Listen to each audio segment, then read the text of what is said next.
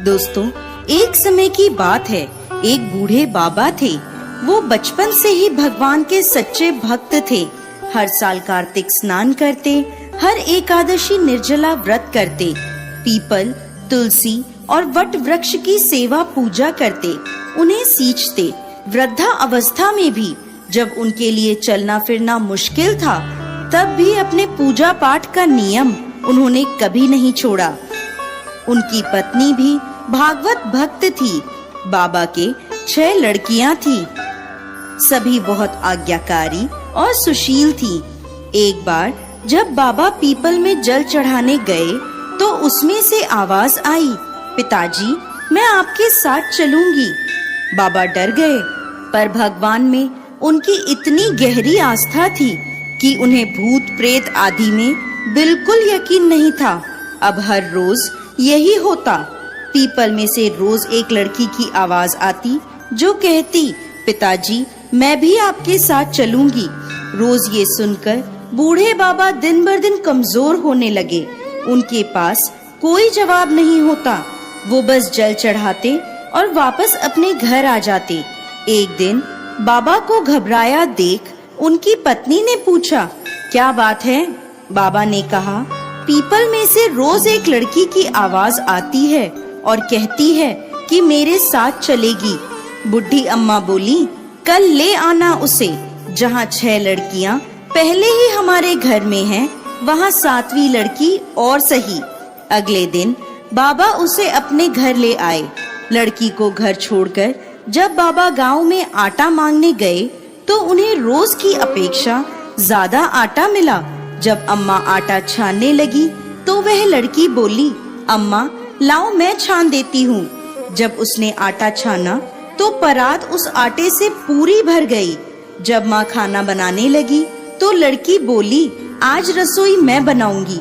तो अम्मा बोली, रहने दे बेटा, तेरा हाथ जल जाएगा।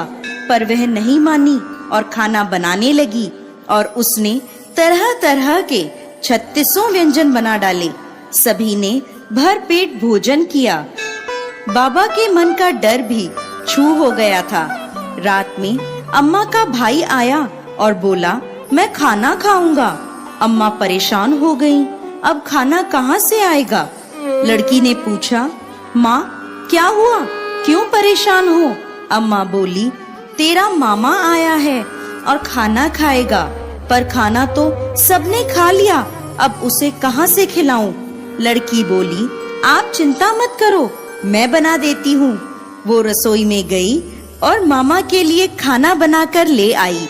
मामा ने भरपेट खाना खाया और बोला, ऐसा स्वादिष्ट खाना जिंदगी में पहले कभी नहीं खाया। रात को लड़की बोली, माँ, चौका लगा के चौके का दिया जला देना, मैं कोठे पर सोऊंगी। अम्मा बोली, ना बेटा, तू डर जाएगी। लड़की बोली, ना माँ, मैं नहीं डरूंगी। अब वो कोठे में जाकर सो गई। आधी रात को लड़की उठी और चारों ओर देखने लगी तो घर में हर तरफ धन ही धन हो गया। जब वह घर से बाहर जाने लगी तो पड़ोस में रहने वाले एक बुढ़े ब्राह्मण ने उसे देखा और पूछा, बेटी, तू कहाँ जा रही है?